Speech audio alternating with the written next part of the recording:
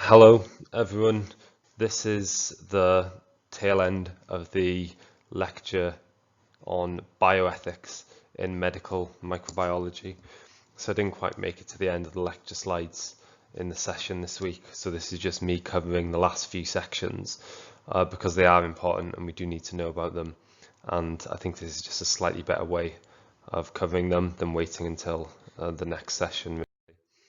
So we discussed most of the concepts I wanted to get to. There's just two left, one being confidentiality and the other being the marginalized groups. So we did kind of talk about the marginalized groups a little bit, but there's just a little bit more to say. So when we come to that part of the lecture, I'll just fill in some of the gaps that were left earlier. Regarding confidentiality, we do need to explore this idea of confidentiality and understand why confidentiality matters, why it's important.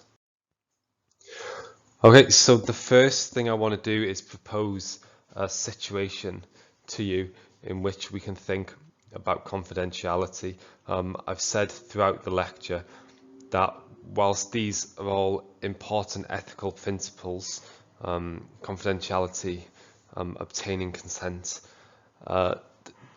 these principles are not always absolute. There can be justification for wavering from these principles. Again, justification though, there has to be reason. So generally we respect confidentiality and we obtain consent, but there are exceptions. There are reasons why we perhaps can't obtain consent, or we can't maintain confidentiality. And again, we're saying this bearing in mind that we're not clinicians, we're not studying to be clinicians. We're thinking about the lab science kind of things.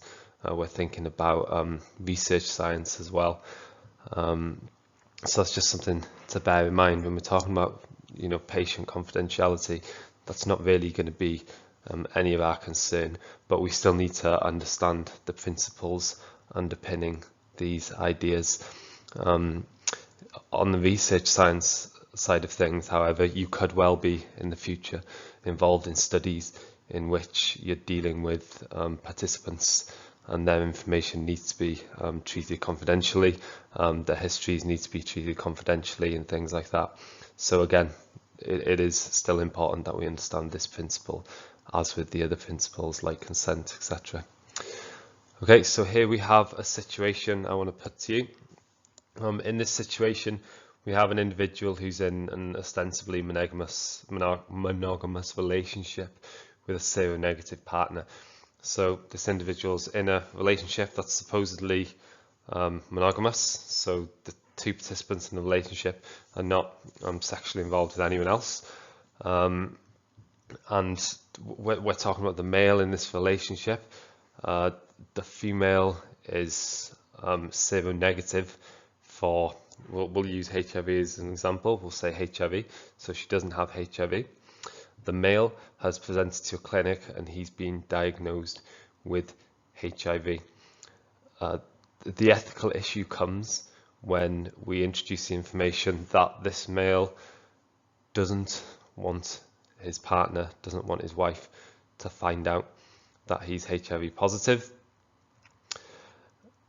He also doesn't seem inclined to inform her himself. So he doesn't want the clinic to inform her, and he doesn't seem to have the intention of letting her know himself. So there's the possibility there that he's going to continue normal behavior, which could well be unprotected sex with his wife, which could be exposing his wife to HIV. There's an issue here.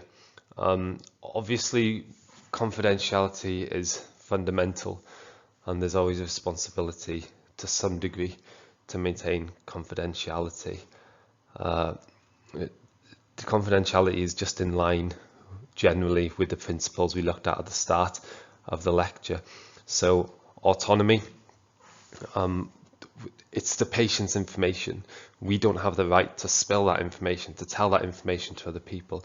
And in a way that comes under autonomy because the patient has has the right to decide who knows about their information, surely. So confidentiality is fundamentally rooted in the principle of autonomy. It's also fundamentally rooted in the principles of non-maleficence, because if you're telling the patient's information to other people, you're potentially exposing them to stigma, you're potentially exposing them to harm. This is particularly in some countries where there are different legal and societal attitudes to some behaviours which, and we're talking about HIV now, could expose someone to HIV. So you think about countries and communities where homosexuality is frowned upon or even illegal. There's an issue if confidentiality isn't maintained. You could be exposing someone to prosecution or at least suspicion. You could be exposing them to stigmatization from the community, so prejudice. These are all really real issues, and again here I'm talking about HIV, but it's not just confined to HIV. There are lots of infectious diseases that each carry their own stigma, and if the information that someone has been diagnosed with that is an infectious disease isn't treated confidentially and it's kind of made available for other people to access, then you're potentially exposing the individual who's diagnosed to some degree of harm. So the idea of maintaining confidentiality is an ethical one. It's rooted in those ethical issues we looked at the start. However, as we said, there's an ethical issue in this situation, and the ethical issue is there's a conflict, because if confidentiality is maintained, then we're exposing someone else potentially to harm. So this individual's wife could potentially be exposed to HIV. And again, this is one of the examples where things aren't necessarily clear-cut. We can look at those 4 ethical principles we looked at the start and say, okay, we'll just do everything we can to maintain these principles and that should be fine. But it gets more complicated than that. There's these, again, these conflicts. So we're conflicting that this man's right to confidentiality, and we're respecting his right to own his own information and have some privacy over his health status. But we also need to respect his wife's health and need to acknowledge the fact that she could be being put at risk. When we're talking about this from the perspective we are, from an ethical perspective, we can use this matrix I've demonstrated on the right, and the purpose of this matrix or this table is just for us to assess whether or not we can potentially think about breaching confidentiality, whether or not we can think about it being justified. Again, this isn't a real world situation we would ever be in. This is for clinicians to actually worry about when it's being put into practice. All we're doing here is exploring the fundamental principles, almost as a thought experiment. So first off, we can weigh up the situation and we can consider 2 things. What is the probability of harm being done? What is the likelihood? 2, what is the magnitude of that harm? So what is the potential damage that could be done if damage is done? If we kind of combine these together, we can score the potential outcome, and we can score it 1, 2, 3, 4. So 1 is there's a high probability of harm, and that harm could be significant, it could be major harm. 2 is it could be minor harm, or it's expected to be potentially minor harm, but there's still a high probability of that harm. 3 is there's a low probability of harm, but the harm that could occur would be major. 4, we have a low probability of harm, and the potential harm that could be done is minor anyway. So hopefully, if this makes sense, it should be clear that situation 1, so a situation in which there's a high probability of harm and the harm that could be done is significant, it's major harm. This is a situation in which we could start, or we should start thinking about whether there is ethical justification for breaching confidentiality, because if we have a high probability of harm, and that harm is it could reasonably be seen as major harm, then that's a situation in which we could see justification for confidentiality being breached. Bearing that in mind, we can say that whilst confidentiality is important in biomedicine, it's a fundamental tenet of biomedicine. It should be maintained in consistency with the principles we looked at the start of the lecture. We can also say that the right to confidentiality isn't absolute, so there are specific circumstances in which other rights override the right to confidentiality, so the scales tip. Confidentiality is important, but something else is more important. One of the situations in which we can see this, so a situation in which we can scale as 1 on the matrix we've looked at, so a high probability of harm, and that harm being potentially major, is a situation in which a third party is potentially at harm, so potentially at a significant amount of harm. And the example of a situation we looked at in the last few slides potentially fits into that category.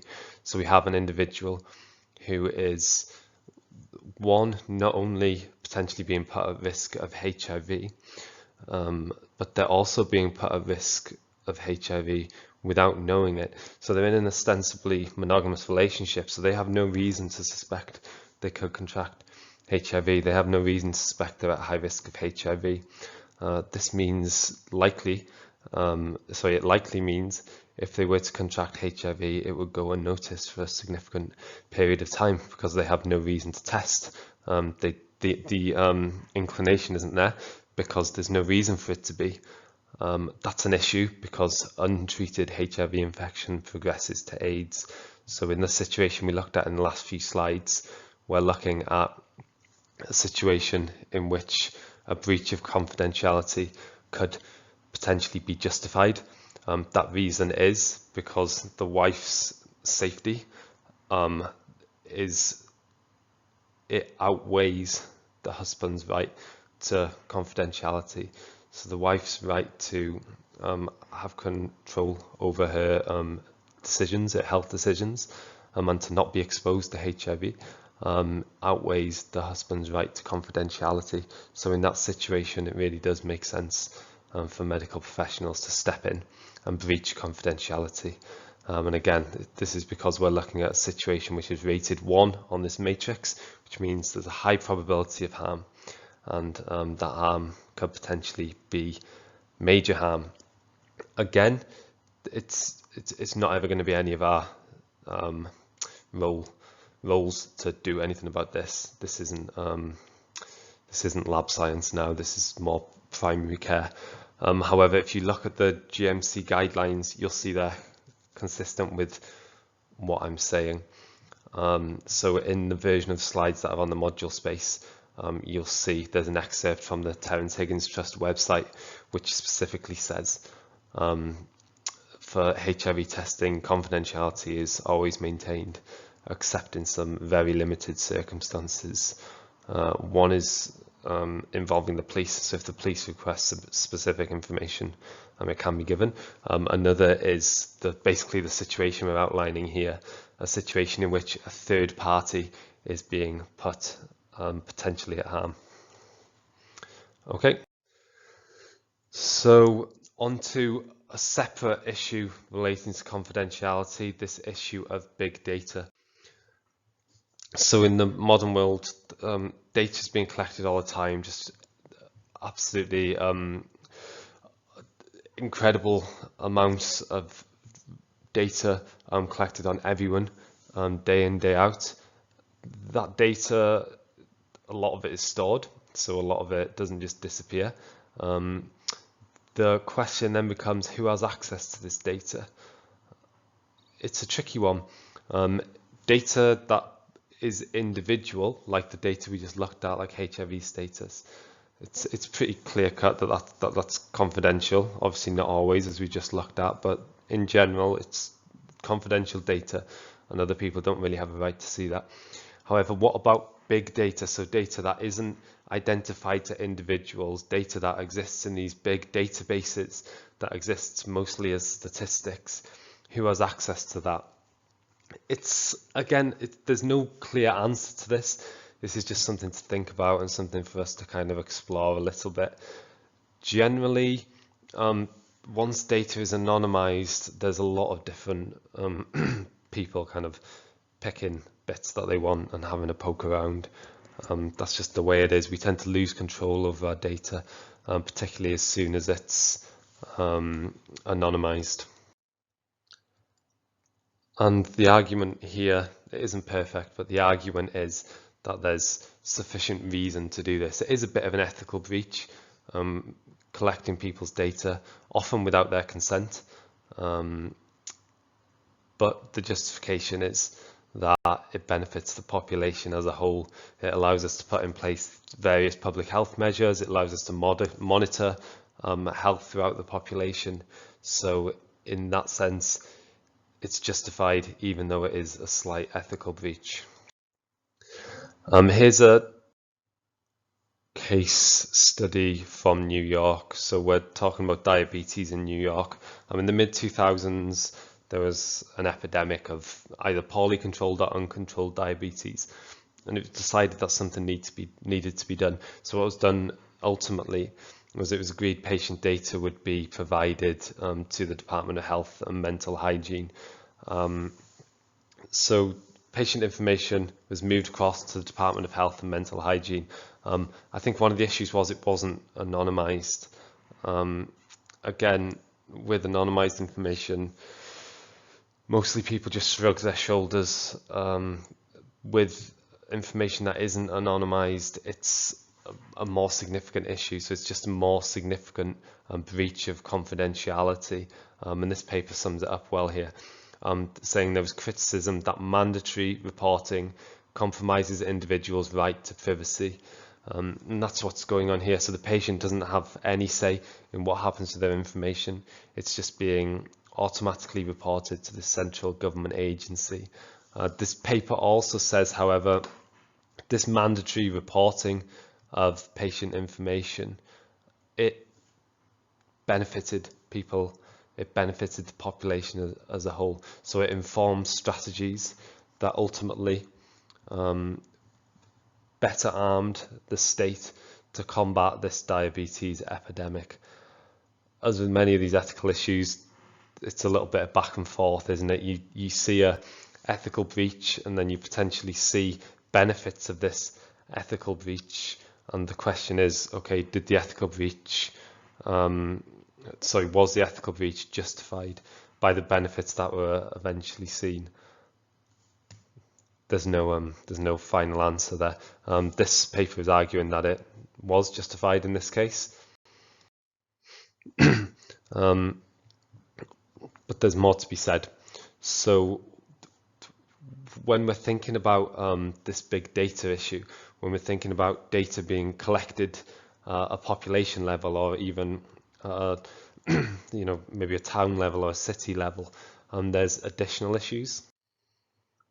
So the first issue we've kind of covered, it's privacy breach. It's just this inherent issue of breaching confidentiality and reporting patient data to government departments without having the patient's knowledge, consent, without anonymizing it. The other issue is something called mission creep, and mission creep is something we see all the time. So if you set up a study, and for this study you want to collect a certain amount of patient data, that's fine if you have ethical justification for it and you've gone through the ethics board and everything's above board and everything's fine.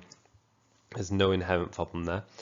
An issue is mission creep. So even if you're not breaching privacy, even if you're anonymizing patient data, even if you're just collecting what you promised to collect and you're doing it in a way that is ethically justified, there is an issue called mission creep that can still happen. And this issue is related to what you do with the data and how much data you collect. So a lot of these studies, once they get started, once they start collecting patient data, they will just want to push the boundaries and just collect a little bit more. So they may have started off looking at one particular thing, but as they collect more data, they think, oh, we could look at this as well. We could collect this little bit more data. We could connect this dot to this dot. We could, and this idea is mission creep, and it's something you need to be really aware of in your research dissertations as well, because students try to do it. Students try to do it all the time. They'll come up with a specific project. Then as they're doing the project, they'll think, oh, what if I do this as well? And they'll add a few questions to the questionnaire, and then it's mission creep, and it's a problem because those few questions, they haven't gone through the ethics committee. It's the whole project changes when you make these small alterations, sometimes in ways you don't predict. Sometimes you could be collecting data that you don't need to collect, that it's not ethical to collect. One good example was a student collecting, put the project together, and it was a fine project, there's no real problems with it. It's just they added a part where they wanted to collect patient or participant postcodes, and that's an issue because it's identifiable information, and it changes the whole project. It changes the whole project, because if you have a project and you're collecting anonymous information, you're collecting questions, so you're collecting answers to various questions, and the answers are being anonymized, they can't be tracked back to the participants. That's fine, it's all ethical. The issue, however, once you collect their postcodes, the postcodes are paired to the other answers, because all the answers are for each participant are clumped together. You don't know which participant it is, but when you have their postcode, you know which street they live on. Quite a significant issue, and so that's an example of mission creep, where you're just kind of pushing the boundary and trying to find out just a little bit more, but you can end up going beyond the scope of the original project and thus breaching ethics. So next we have this idea of alienating individuals. So we've touched on the idea previously that if we are seen to be breaching ethics, and in the context of this section of talk, if we are seen to be breaching confidentiality of patients or participants, then that impacts the willingness of individuals to engage with the institution we're a part of. So we're potentially alienating individuals from healthcare, we're disinclining them from seeking out healthcare purely because we're breaching ethics, and that's why we can't breach ethics, and this is why we have to maintain confidentiality even at the kind of population level. The diabetes study, you might have been sitting there going, this doesn't seem like such a big deal, it's just a bunch of diabetes data, and that's kind of true. I kind of feel the same, but some people won't feel the same. Some people will see that and think, oh, if they're reporting the results of diabetic tests, what stops them reporting the results of syphilis tests, gonorrhea, chlamydia, herpes simplex, all these other stigmatized infections, and you're just disinclining people from engaging with healthcare services. You're kind of creating just a feeling of mistrust, and there's a sentiment of anti-science that comes around every now and again, that never really goes away, but kind of can get worse and worse. It kind of wells, and this is one of the things that can influence that. It's one of the things that can make people really distrust scientific institutions if they think they're not respecting confidentiality or the other ethical principles, for that matter. And public trust in science is really, really important. Public engagement in healthcare is obviously really, really important, and I think it's all tied together.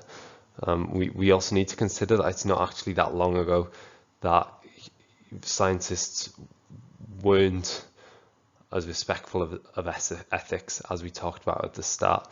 So this idea that scientists are inherently ethical and acting for the greater good and beneficent and non-maleficent, these are relatively new concepts. which makes it all the more important that we stand by them. Okay, finally, I just want to explore the idea of marginalized groups in a little bit more detail. So we defined marginalized groups towards the start of the lecture, and we basically said these are groups that could also be defined as vulnerable. They're groups that are often living on the fringes of society. They're hard to access, and from a healthcare perspective, this is a significant issue because they tend to go untreated, or they tend to have infections that are undiagnosed, even if they do come into the clinic. So even if they are engaging with healthcare, maintaining that engagement is a significant issue. It's just by nature of these groups as being marginalized groups, as being vulnerable groups. It's just by the nature of these groups, it's difficult to maintain engagement with healthcare systems. If we look at some of the examples we talked about earlier, so intravenous drug users, individuals who have no fixed address, sex workers, particularly let's focus on individuals who have no fixed address and intravenous drug users. And there's a big overlap between the two. It's just from a practical side of things, how can these individuals be contacted? If they have no fixed address, are they getting their GP letters? Are they getting information from the healthcare provider, from the clinic? It's just straight away, there's a barrier. Just first off, there's a barrier. What about them actually coming into the clinic? Okay, how are they getting into the clinic? Often there's issues there. Can they afford bus fare? Can they afford train fare? Do they drive? If they're addicted to substances, are they spending their money on substances instead? These are an impoverished group. So can they afford to get to the clinic? Straight away, again, a barrier. And these barriers are really pervasive. They're really, really difficult to overcome. And when we're discussing infectious disease, it's impossible to not address these barriers, or at least acknowledge they exist, because they really, really are significant. We see high levels of a lot of infectious diseases amongst these vulnerable groups, and it's not difficult to see why, partially for the reasons I've just said, because there are these barriers that prevent them from accessing healthcare, from accessing treatment. Also because there's an overlap between many of these vulnerable groups and high-risk behaviours. So if you think about the intravenous drug users again, straight away, by definition, intravenous drug users are using drugs intravenously and potentially therefore sharing needles. Sharing needles potentially exposes them to hepatitis B, hepatitis C, cytomegalovirus, HIV. So a range of hepatitis viruses, and cytomegalovirus and HIV. Those are the big three. It's difficult. How do you combat that? It's beyond the realm of science, really. It's not a science problem. It's a socioeconomic problem. There's no kind of lab-based solution to these complex problems. Things that do work do tend to be socioeconomic, or do tend to be kind of public health interventions that take into account the wider scope of these issues. Things like needle exchange programs, so encouraging intravenous drug users to access needle exchange programs where they can get clean needles. And again, hopefully it's clear to see how it's crucial that these individuals view the healthcare service as beneficent and not being out to get them, so non-maleficent. And that's because these individuals are engaging in, illegal drug use, and by coming to these needle banks, they're essentially admitting to that illegal drug use. If they think they're going to be punished for that, if they think they're going to be arrested, they're just not going to come. And that's a huge problem. So at the moment, there's this big delineation between these healthcare approaches and the police, and intravenous drug users are able to access these resources without any prosecution at all, without any worry of things like that. They're treated respectfully. This is the idea: they're treated respectfully, they're given respect, potentially counselling and things like that as well. And this is a good access point to intervene and provide support strategies that could ultimately provide a way out of the lifestyle they're living. Similarly, for sex workers, particularly in impoverished regions of the world, so if we're thinking about sub-Saharan sex workers, for example, these individuals are already living in an impoverished region, so access to healthcare isn't great anyway.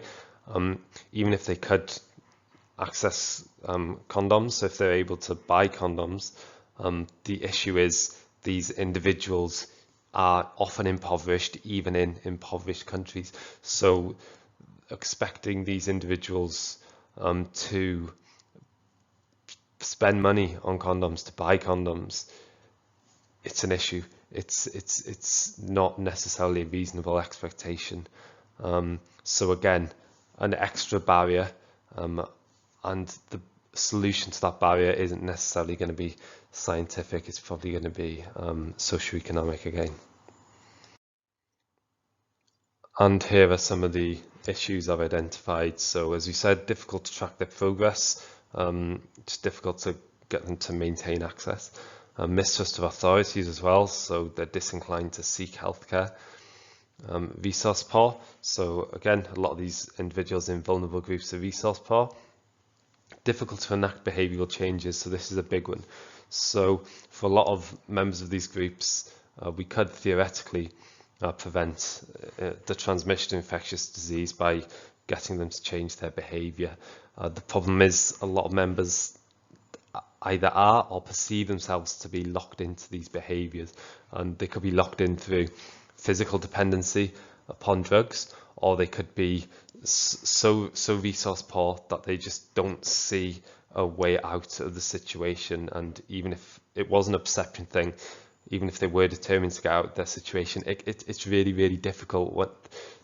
These are often, again, resource poor individuals, so finding housing, finding a steady job is extremely difficult. And I'm just emphasizing the point here that these aren't just scientific problems. As I've said, modern medical science and research science takes into account the fact that we need a rounded worldview. We need to consider other factors that are impacting the situations of these individuals. These aren't problems that are going to be solved with a wonder drug or a vaccine necessarily. They could only really be solved with interdisciplinary solutions. Okay, thank you very much. I hope that was useful. Take care.